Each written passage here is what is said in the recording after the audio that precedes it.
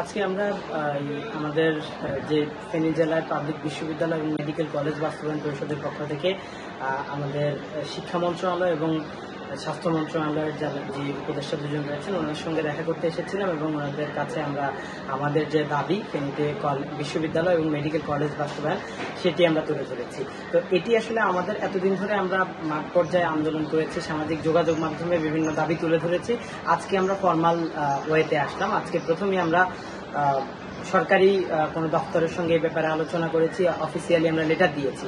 তো আমরা কথা বলে যেমনটি দেখেছি ওনারা পজিটিভ রয়েছেন। আমরা আশা করছি যে একটি পজিটিভ রেজাল্ট আমরা পাবো এবং আমরা আশা করি যে ফেনীবাসী আমাদের সঙ্গে এই দাবির সঙ্গে একত্রতা রয়েছেন। আমরা শিগগিরই হতে এটির কোনো সুফল পাবো আশা করছি।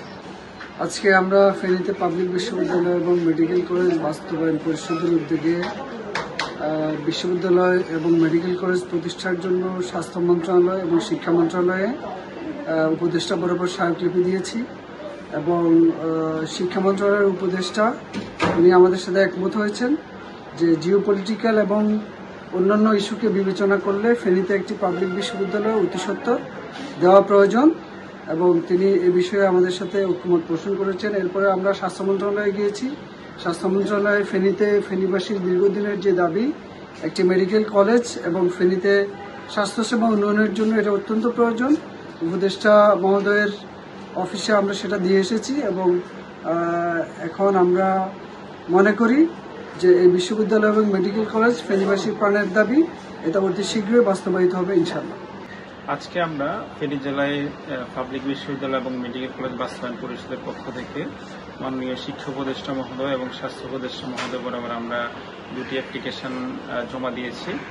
মাননীয় শিক্ষা উপদেষ্টা মহোদয় আমাদের এই দাবির সাথে একাত্মতা পোষণ করেছেন এবং উনি আশ্বস্ত করেছেন যে অতি সত্বর ফেনী জেলায় পাবলিক বিশ্ববিদ্যালয় অথবা বিশেষায়িত কোনো পাবলিক বিশ্ববিদ্যালয়ে উনি বাস্তবায়নের জন্য উনি যথাযথ পদক্ষেপ গ্রহণ করবেন। যদি বাংলাদেশে কোনো নতুন করে পাবলিক বিশ্ববিদ্যালয় এবং প্রাইভেট বিশ্ববিদ্যালয় হয়, যখনই এরকম কোনো কাজ শুরু হবে তখনই ফেনীকে প্রায়োরিটি দেবেন বলে উনি আশ্বস্ত করেছেন।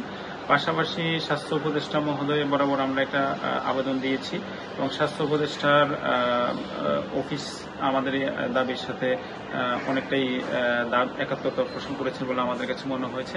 তো আজকে আমাদের সাথে ফেনী জেলা পাবলিক বিশ্ববিদ্যালয় এবং মেডিকেল কলেজ বাস্তবায়ন পরিষদের কমিটির সদস্যবৃন্দ, আহ্বায়ক কমিটির সদস্যবৃন্দ এসেছেন। তবে আমাদের সম্মানিত আহ্বায়ক আবু আহমেদ স্যার শারীরিক অসুস্থতার কারণে উনি আসতে পারেন নাই এবং আমাদের প্রধান উপদেষ্টা জনাব আব্দুল আউয়াল মিন্টু সাহেবও ব্যস্ততার কারণে আসতে পারেন নাই। তো যারা এসেছেন সবাইকে ধন্যবাদ এবং আমরা বিশ্বাস করি যে খুব দ্রুত সময়ের মধ্যে ফেনী জেলায় পাবলিক বিশ্ববিদ্যালয় এবং মেডিকেল কলেজ বাস্তবায়িত হবে।